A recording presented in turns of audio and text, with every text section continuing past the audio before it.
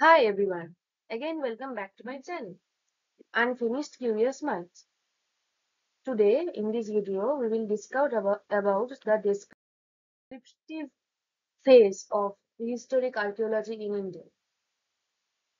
ইন্ট্রোডাকশনে প্রথমেই আমি বলেছি যে কিভাবে আর্কিওলজি প্রিহিস্ট্রিক আর্কিওলজি কিভাবে ফ্লারিশ করতে শুরু করে ট্রাভেলার্সদের মাধ্যমে, মিশনারিজদের মাধ্যমে, যারা কিনা বিভিন্ন অ্যান্টিকুইটিস, টুলস, উইপেন্স কে কালেক্ট করতো, কিভাবে সেগুলোকে প্রিজার্ভ করা হতো, কিভাবে থ্রি এজ সিস্টেমের মাধ্যমে জুরজাসন থমসন, সিজে থমসন ওগুলোকে স্ট্র্যাটিফাইড করে।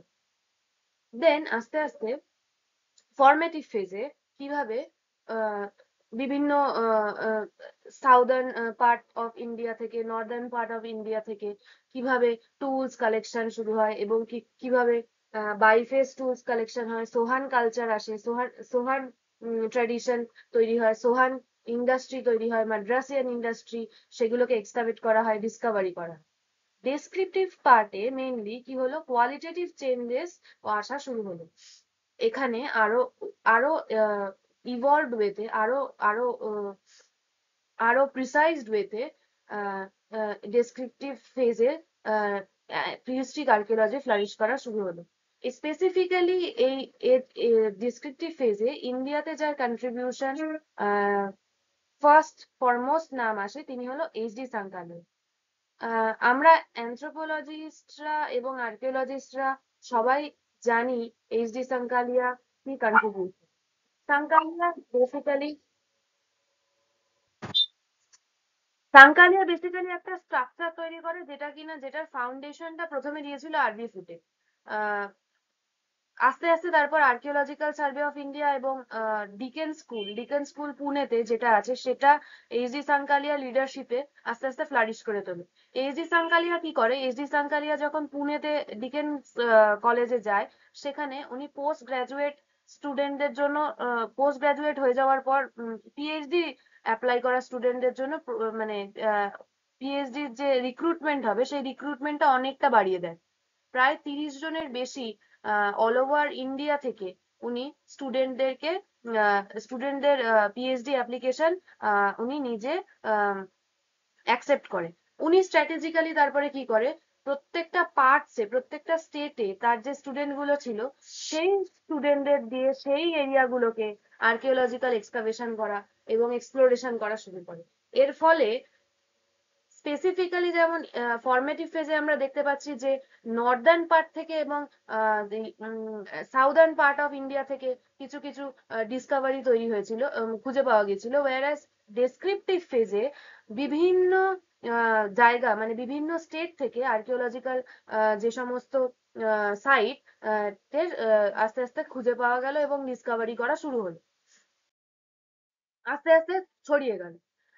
বিভিন্ন এক্সকাভেশন করা হলো, মহেশ্বর, নাওয়াদাতলি, নিবাসা, সাঙ্গানাকাল্লু, এছাড়া এই এই এই সমস্ত জায়গাগুলো খানিকটা Rajasthan, Malwa, western part of India, এছাড়া মায়ুরগঞ্জ, বালাসোর, ইস্টার্ন বর্ডার যেটা পেনিসুলার রিজিয়নে আছে সেইগুলো।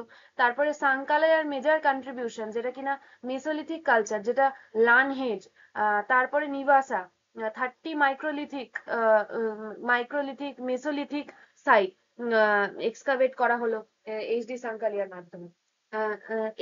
এখানে কয়েকটা কোয়েশ্চেন আসতে পারে, যেটা কোয়েশ্চেন জাগতে পারে যে মেসোলিথিক কালচার কি, কি এবং মাইক্রোলিথিক যে কালচার কি, এগুলো সম্পর্কে ডিটেল ভিডিও আসবে, তো আমি এখানেই এগুলো বলছি না। যদি কোনো কোয়েশ্চেন থেকে থাকে তাহলে বলবো কমেন্ট করে জানাতে, আমি ওগুলোকে কমেন্টেই এক্সপ্লেন করার চেষ্টা করব।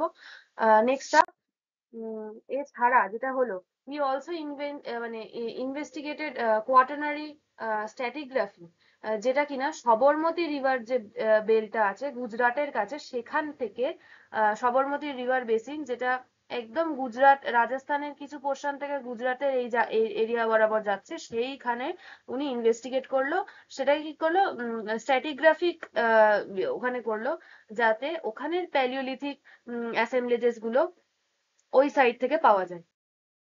নেক্সট আপ, এছাড়া এইচ.ডি. সাঙ্কালিয়া ছাড়া আরো স্কলার যারা স্কলার যারা মানে আর্কিওলজিস্ট যারা আর্কিওলজিকে ডেসক্রিপটিভ ফেজে ফ্লারিশ করতে হেল্প করে, তিনি হচ্ছেন ওয়ান অফ দ্য মানে পাইনিয়ার হচ্ছে ভিডি কৃষ্ণন স্বামী, যিনি কিনা ইন্টেন্সিভ সিস্টেমেটিক স্টাডি করে ম্যাড্রাসে প্রিহিস্টোরিক ম্যানের উপর। সেকেন্ড হচ্ছে এন.কে. বোস, যার টেম্পল আর্কিটেকচার ওড়িশার উপরে অনেক কাজ আছে। এছাড়া ডি.এস. সেন, মানে ধরণী সেন, যিনি কিনা কুলিয়ানা সাইট 1948-এ টাইপো টেকনোলজি অ্যানালিসিস এর মাধ্যমে আর্টিফ্যাক্টস করে। এরপরে আরো কাজ যেগুলো হয় সেটা হচ্ছে বোস আর সেন করে, যেটা 1940-তে হয়, 1948 হয়। আবার কৃষ্ণন স্বামী, যিনি কিনা 1953-তে কাজ করে। মাইক্রোলিথিক সাইট যেটা কিনা ওয়েস্ট বেঙ্গলে আছে, এটা খুব ভেরি ইম্পর্টেন্ট কোয়েশ্চেন, অনেক সময় নেটে প্রশ্ন আসে। সেটা হচ্ছে মাইক্রোলিথিক সাইট ওয়েস্ট বেঙ্গলের ক্ষেত্রে কি, সেটা হচ্ছে Berhampur West Bengal was excavated investigated by B B Lal. তাহলে ওয়েস্ট বেঙ্গলের যদি কেউ একটা সাইটের নাম বলে এবং আর্কিওলজিক্যাল সাইটের নাম বলে এবং সেকেন্ড কোয়েশ্চেন মাইক্রোলিথিক সাইটের নাম বলে, তাহলে এটা চোখ বন্ধ করে বিবি লাল, বিরহনপুর ওয়েস্ট বেঙ্গল থেকে হবে। নেক্সট আপ বিবি লালের আরেকটা কন্ট্রিবিউশন, যেটা 1956-এ যেটা কিনা প্যালিওলিথিক ফর্মে করেছিল, যেটা বিয়াস অ্যান্ড বাঙ্গানা ভ্যালি, যেটা কিনা পাঞ্জাবে সিচুয়েটেড, সেটার উপরে করে থাকেন উনি। এর পরের পার্টটা আমি মানে সুন আপলোড করতে চলেছি, এবং till now I request everybody to subscribe my channel. Thank you.